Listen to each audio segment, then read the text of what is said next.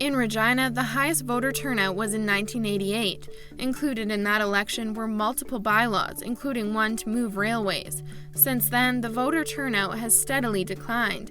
In 2016, that number dropped to the lowest in 3 decades, with just 20% of eligible voters heading to the polls.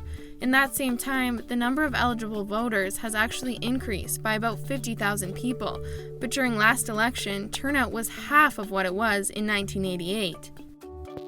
It's a pretty similar story in Saskatoon. In 1988, the draw was also bylaws. Residents voted to allow stores to open on Sundays and to declare Saskatoon a nuclear weapon-free zone. In that election, voter turnout was 52%.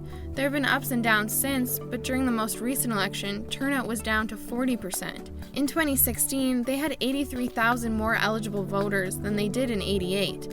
But during that election, only 20,000 more people submitted a ballot. With fewer people turning up to vote in the provincial election last month, candidates worry the pandemic will have a similar impact on the race in Saskatoon. In fact, they say it could be even worse since the two are back-to-back. Alex Soladuca, CBC News, Regina.